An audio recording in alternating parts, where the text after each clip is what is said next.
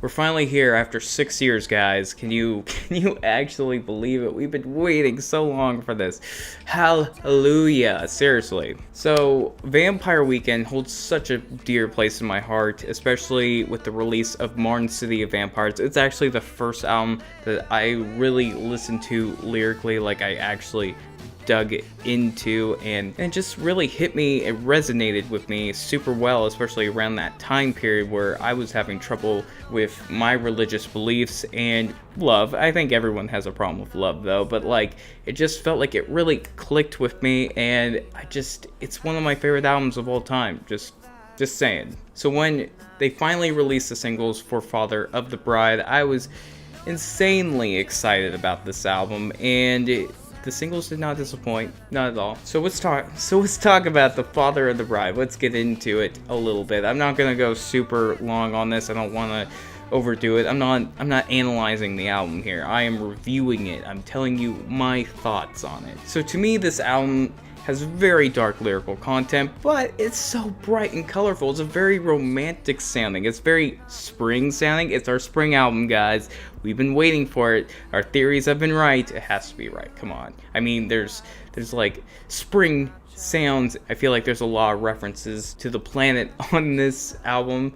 And when I think of the planet, I tend to think of spring. I don't know why. It just comes to mind because everything's blooming.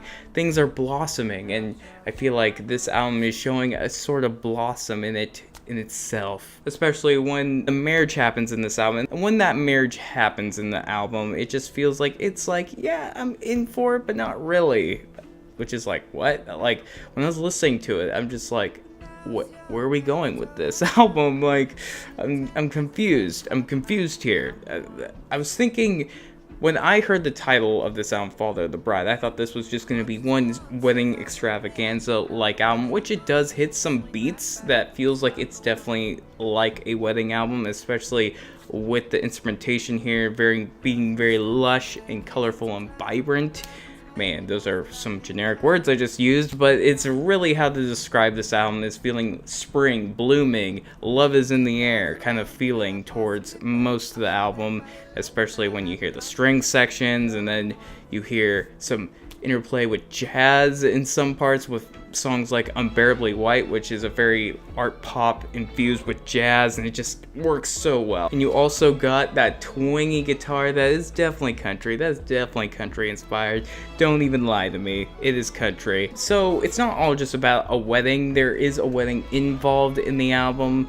I feel like, at least metaphorically maybe. It's not the focus of the album. I feel like this is just another album where it's focused on Ezra's, thoughts. Like, the world state right now, doom, essentially, is what some of these songs are really about. Like, wow, okay, like the song How Long, basically talking about how LA's kind of not great right now, I guess, or it's going downhill. I don't know, I don't live there. But to me, like, listening to it, I also took it as just like being like in this weird state of mind where you're like, you break up with someone or you're just not interested in them anymore and you're kind of just a lazy bum. That's how I saw the song, but after a couple listens, you could get some other interpretations in there. I kind of like it to look at that way though, to be honest. Then you got songs about belief, which Big Blue and This Life really emphasize on, I feel like, even though you could also take those songs and say they're about something else too, because when I'm thinking of the lyric, you've been cheating on me, but I also have been cheating on you, but I've also been cheating on this life, which